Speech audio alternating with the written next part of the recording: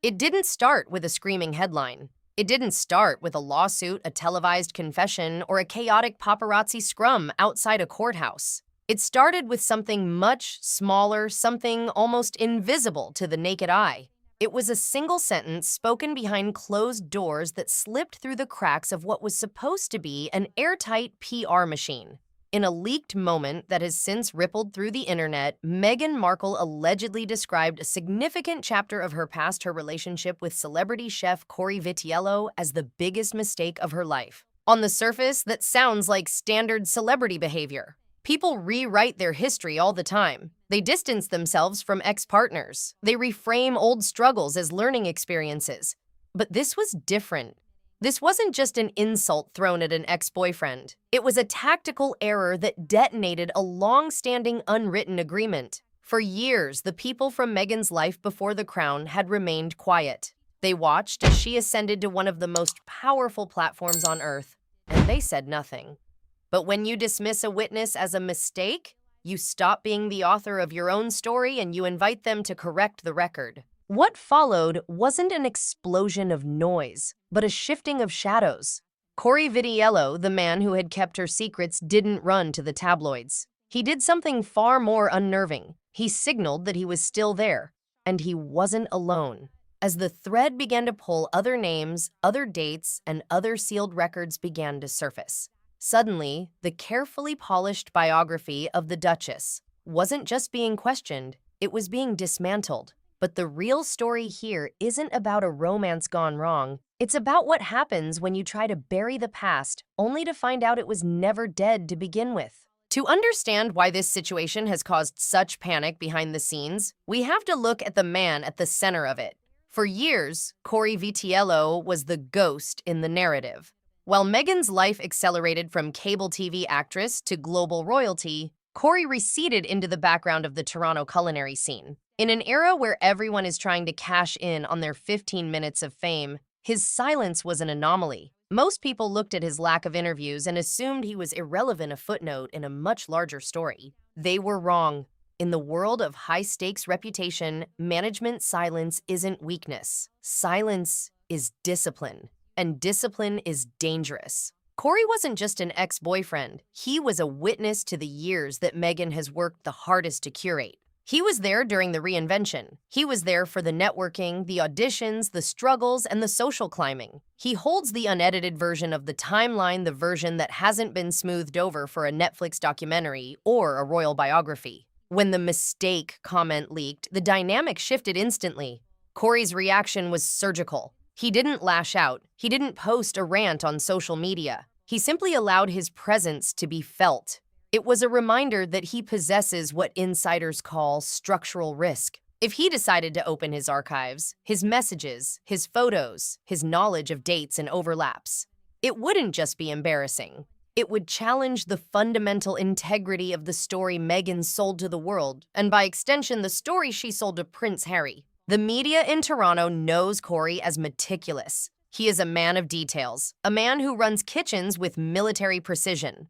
Friends describe him as archival in his memory. He remembers who was where and when. So when a man like that is insulted publicly, he doesn't need to scream to make a point. He just needs to let the world know that he remembers the truth. And right now, the silence coming from his camp is louder than any interview he could possibly give. It's the silence of someone holding a winning hand, waiting for the other player to blink. But Cory wasn't the only loose end. As eyes turned back to Toronto, they started looking at the gaps in the timeline that he used to occupy. And that's when things went from personal drama to potential scandal. We need to talk about how modern celebrity is built. It is not discovered, it is engineered. Meghan Markle didn't just stumble into fame. She constructed her path with near-professional precision. Long before she met Harry, she understood that perception is reality. If you look back at her early interviews, her blog, The Tig, and her speeches, you see a consistent effort to create a brand. The brand was resilience, humanitarianism, and sophisticated vulnerability. To build a brand like that, you have to do more than just highlight your successes. You have to edit your failures. You have to take the messy, chaotic reality of human life and sand down the edges until it fits a perfect narrative arc. Relationships that don't fit the empowerment theme are faded out. Timelines that look messy are streamlined. This is standard practice in Hollywood, but when you marry into an institution that dates back 1,000 years, standard Hollywood practice becomes a liability. The problem isn't that Meghan reinvented herself. It's that she presented the reinvention as the absolute objective truth. She positioned herself as the sole narrator of her own history. This works fine when the people from your past cooperate, but when you burn bridges with the very people who helped you build that foundation, the myth starts to crack. The curated truth relies on consensus. It relies on everyone agreeing to the same version of events. By allegedly calling her time with Cory a mistake, Meghan broke that consensus. She tried to rewrite a shared history without the other person's permission. It was a gamble that relied on the assumption that Cory would stay quiet forever. But myths are fragile things. They can be shattered by a single receipt, a single date that doesn't align, or a single witness who decides they are tired of being erased. As the public began to scrutinize the timeline, they noticed the compression. Years were summarized in a sentence. Intense relationships were dismissed as casual flings. The seamless transition from Toronto socialite to global Duchess began to look less like a fairy tale and more like a carefully edited script. And as any screenwriter knows, if the audience spots a plot hole in the first act, they stop believing the rest of the movie. Let's dig deeper into that specific phrase, the biggest mistake of my life. Why did those words trigger such a massive reaction on the surface? It sounds like a regretful romantic confession.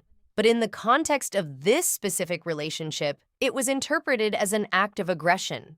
For those in Toronto's high society, the relationship between Meghan and Cory wasn't a mistake.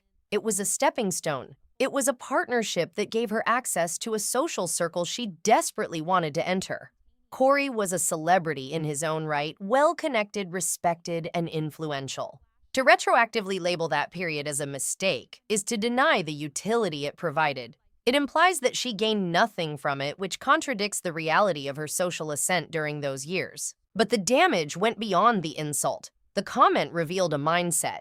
It showed that Meghan views the past as something disposable. It suggested that people are only valuable to her as long as they fit the current narrative. And once they are no longer useful, they can be discarded or relabeled as mistakes. This is a dangerous signal to send to the world and specifically to the royal family. If she could so easily dismiss a serious long-term partner who lived with her and supported her, what would stop her from doing the same to the monarchy? The comment stripped away the veneer of authenticity she tries so hard to project. Authentic people acknowledge their past with grace. They don't try to torch it.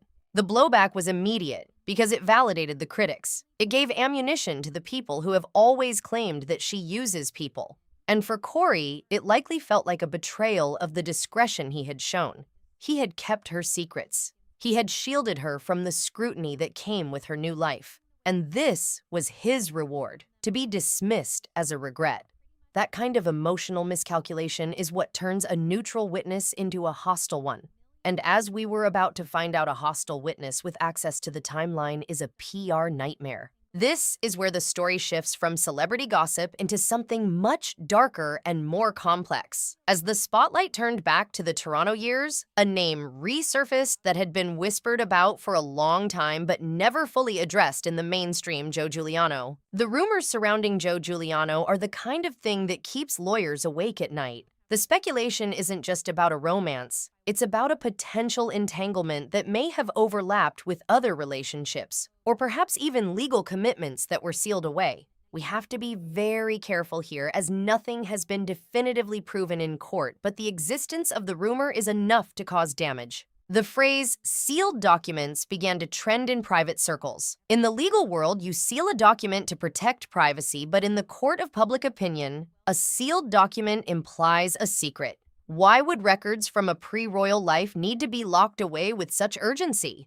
What is in those files that contradicts the official biography? The Joe factor introduces the concept of the overlapping timeline. If the relationship with Cory, the alleged connection with Joe, and the start of the romance with Harry have blurred lines, it challenges the fairy tale narrative of meeting the prince. It suggests a more chaotic, perhaps more calculated maneuvering between partners. Cory Vitiello's silence becomes even more heavy in this context. If there are overlaps, he knows. If there were legal issues regarding past unions that had to be cleared up quietly, he likely knows.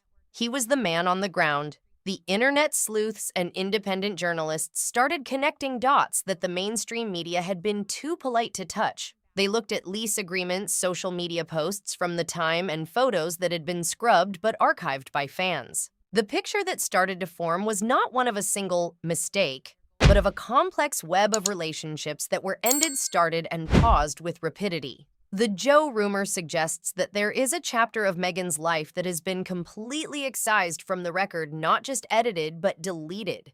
And in the information age, deletion is impossible. It only takes one person with a physical copy, one person who didn't sign an NDA to bring the whole thing crashing down. While the internet was setting itself on fire with these theories, the reaction from London was chillingly different. To understand the royal family's response, you have to stop thinking of them as a family and start thinking of them as a 1,000-year-old corporation. The firm does not deal in drama. It deals in risk management. When the news of the mistake comment and the resulting scrutiny over Meghan's past reached King Charles III, the response was not anger, it was distance. In the royal playbook, when a member of the family becomes a liability, you don't attack them. You insulate the institution from them. You create a firebreak. Advisors were reportedly tasked with reviewing the timelines. They weren't looking for gossip. They were looking for constitutional exposure. Did any of this deception, if it was deception, bleed into the vetting process? Did the Crown unknowingly endorse a false narrative? These are questions that threaten the credibility of the monarchy itself. The silence from Buckingham Palace was a message. By refusing to comment, refusing to defend, and refusing to offer a sources say denial, the king effectively cut the Sussexes loose on this issue. He signaled that this is their mess, not the Crown's. This is a massive departure from how the palace usually protects its own. When the institution goes silent, it means they have calculated that the cost of defending you is higher than the cost of losing you. King Charles is a man who plays the long game. He knows that scandals burn out, but only if you don't add fuel to them. By stepping back, he allowed the focus to remain squarely on Meghan's credibility. It was a cold, calculated move that left Meghan exposed to the elements. She no longer had the shield of the royal standard to hide behind. She was back to being a celebrity fighting a tabloid war, but this time she was fighting it without the machinery of the palace to clean up the spills. And then there is Harry. In all the noise about legal documents and timelines, it's easy to forget the human element. Prince Harry has staked his entire life, his reputation, and his relationship with his family on one core belief that he and Meghan are the honest ones. He believes they are the truth-tellers fighting against a corrupt system. But what happens when the truth you're fighting for turns out to be a script? Reports suggest that the surfacing of these specific rumors, the mistake comment, the Cory timeline, the Joe Giuliano whispers, has hit Harry harder than the public attacks. Why? Because these aren't attacks from the press. These are inconsistencies from within his own home. Doubt is a corrosive thing. It doesn't need proof to do damage. It only needs possibility. Imagine the position he is in. He burned bridges with his father and brother to protect his wife's narrative. Now he has to sit with the uncomfortable possibility that he didn't know the whole story. If the timeline he was told doesn't match the timeline that is surfacing, what else was edited? Harry is a man who values loyalty above all else. He views himself as a protector. But you can't protect someone from their own past. The silence from Cory. The specific dates being mentioned, it all creates a cognitive dissonance for Harry. He is watching the version of his wife that he knows clash with the version that is being revealed by the witnesses of her past. We've seen a shift in his demeanor. The united front looks more strained. The grand declarations of love are still there, but the eyes tell a different story. It's the look of a man who is exhausted by the constant need to defend a fortress that keeps developing new cracks from the inside. The tragedy for Harry isn't just the scandal. It's the slow, agonizing realization that the foundation of his new life might be built on sand. As we look at where this leaves us, it's clear that the mistake comment was a turning point. It was the moment the narrative slipped out of Meghan's hands. For years, she was the director, the editor, and the star of her own show. She decided what was true and what was false. But that era is over.